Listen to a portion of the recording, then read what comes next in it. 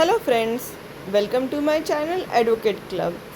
Friends, आज हम जानते हैं 24 अप्रैल है 2024 की। आज की डेट में कुछ स्पेशल है। और क्या स्पेशल है तो हम लॉ स्टूडेंट को पता है।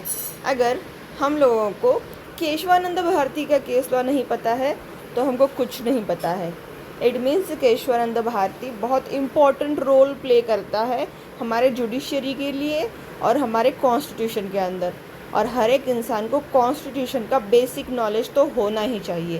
केशवानंद भारती जो केस लॉ है, इसका पूरा डिटेल डिस्कशन करना ही बहुत लेंडियस हो जाएगा। इसका सिर्फ शॉर्ट सिनेरियो कि एग्जैक्टली केशवानंद भारती हमारे लिए क्यों इम्पोर्टेंट हो जाता है और आज के डेट में क्या स्पेशल है जो मैं इस डेट पे आपको बता रही हूँ। तो समराइज़ करते हैं हम सिर्फ आज के वीडियो में। आज की डेट है 24 अप्रैल 2024। आज से 51 साल पहले आज ही के डेट पे 24 अप्रैल 1973 पे ये जजमेंट साइट हुआ था। That is the judgment of Keshavananda Bharati was delivered on April 24। तो आज के दिन ये जजमेंट क्या हुआ था 51 साल पहले। एग्जैक्टली 51 साल इसको कंप्लीट हो गए since the landmark judgment was pass by the Supreme Court of India. और ये जो लैंडमार्क जजमेंट था ये सुप्रीम कोर्ट ने पास किया था आज ही के दिन पे। ये केस ने क्या एग्जैक्टली क्या इस्टेब्लिश किया था तो इस केस लॉ ने इस्टेब्लिश किया था और डॉक्ट्राइन ऑफ बेसिक स्ट्रक्चर, जो बोलता था specifically concept of Indian constitution that fundamental aspect of the constitution can not be altered by any amendment. जो गवर्नमेंट को राइट है अमेंडमेंट करने का, parliament has to amend the constitution and parliament को जो अमेंडमेंट करने का कॉन्स्टिट्यूशन को राइट दिया हुआ है अंडर आर्टिकल 368, उस आर्टिकल में पूरा की पूरा पार्लियामेंट को राइट किया है कॉन्स्टिट्यूशन अमेंड करने का।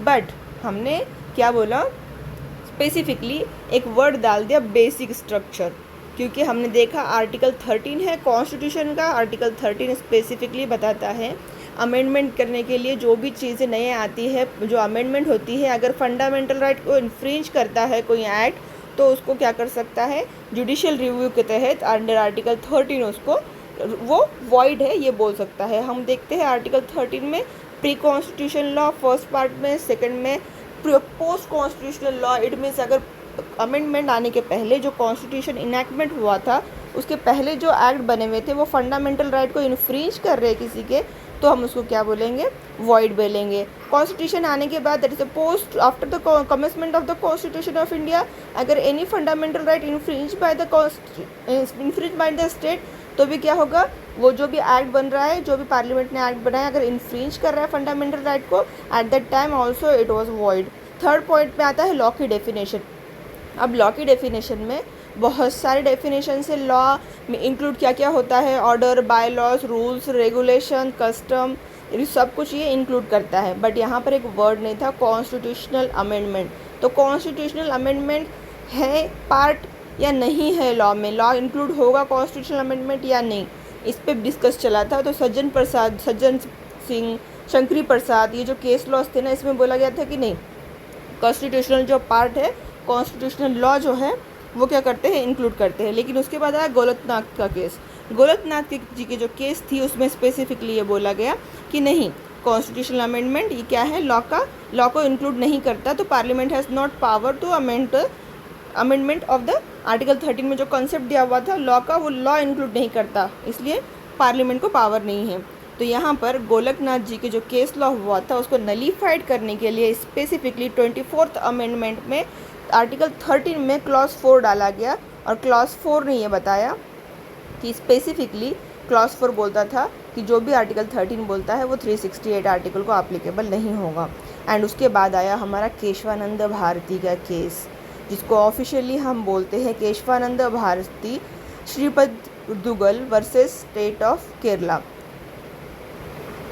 और उसके बाद इसमें ये लैंडमार्क डिसीजन सुप्रीम कोर्ट से हुआ था और इसमें बेसिक स्ट्रक्चरल जो डॉक्ट्रिन आई थी वो आर्टिकल 4 के बाद जो नलीफाइड करने गोलकनाथ को आर्टिकल डाला गया था, 4th पॉइंट डाला गया था 13 आर्टिकल में। उसके बाद ये जजमेंट आया और उसने बोला कि नहीं, parliament has power to amend the law but subject to the basic structure. तो बेसिक स्ट्रक्चर जो थ्योरी थी इसमें इनैक्ट की गई थी। और केशवानंद भारती ने क्या बोला था, रिलीजियस इंस्टीट्यूट जो केरला में थे चैलेंज किए गए थे इसमें, केरला के लॉ रिफॉर्म्स जो लेजिस्लेशन एक्ट था 1970 का, इसमें क्या होता, इन्फ्रिंज कर रहा था राइट जो मैनेज करता था religious property without government interference. इसलिए एक्चुअली ये तो फैक्ट्स थे केस के, इसके बिहाफ पे वो केस रजिस्टर्ड हुआ था and filed under article 26 concerning the right to manage religiously own property. हमारा आर्टिकल 26 क्या बोलता है, हमारे पास राइट देता है कि रिलीजियस कोई भी प्रॉपर्टी को हम क्या कर सकते हैं, ओन कर सकते हैं। इस बिहाफ पे ये केस क्या हुआ था, रजिस्टर्ड हुआ था।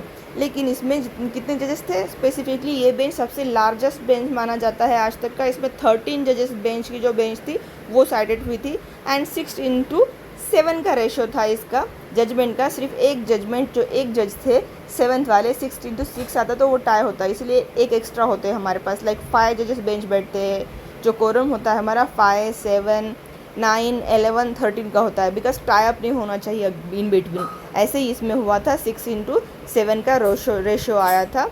और इस केस को सुप्रीम कोर्ट ने 24 अप्रैल 1973 को क्या किया था, डिलीवर किया था। इसके टोटल 703 पेजेस थे। ये सबसे लेंथीएस्ट जजमेंट था, लेकिन इसके बाद कुछ जजमेंट आए जो इससे भी बड़े थे।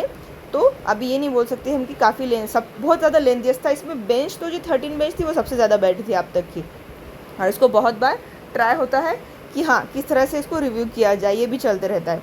तो जो बैलेंसिंग बिटवीन जो लेजिस्लेटिव एंड जुडिशरी है वो कैसे होना चाहिए, सेपरेशन ऑफ पावर कैसा होना चाहिए, ये सब डिस्कशन करने के लिए ये केस लॉ भी थोड़ा कहीं ना कहीं हाथ भर देता है अपना।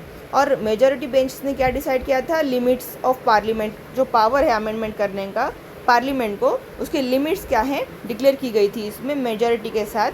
तो constitution to protect its basic feature, तो बेसिक फीचर को प्रोटेक्ट करने के लिए इसमें हमने ये डॉक्ट्रिन ऑफ बेसिक स्ट्रक्चर लाया था। Subject to the basic structure parliament can amend the constitution, ये बोला गया था इसमें। It was first case to establish basic structure doctrine, पहला केस था ये जिसमें अमेंडमेंट के कॉन्स्टिट्यूशन की power can not alter fundamental framework जो है पार्लियामेंट उसको अल्टर नहीं कर सकती, ये बोला गया था।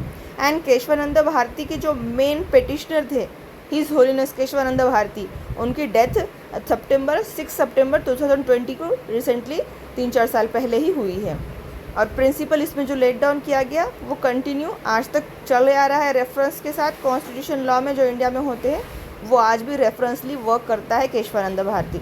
सो हम लॉ के स्टूडेंट हैं, हमको बेसिक कुछ तो नॉलेज होना चाहिए what is the Keshavananda Bharati. इसलिए मैंने कुछ समराइज़ किया शॉर्ट पॉइंट को और आपको एक्सप्लेन करने की ट्राई की। आप लोगों को समझ में आया है तो प्लीज़ लाइक करना ना भूलें, मेरे चैनल को सब्सक्राइब करें एंड नोटिफिकेशन बेल हिट कर दें ताकि मेरे नेक्स्ट वीडियो जो भी आते रहे आपको अपडेट हो जाए। Thanks for watching.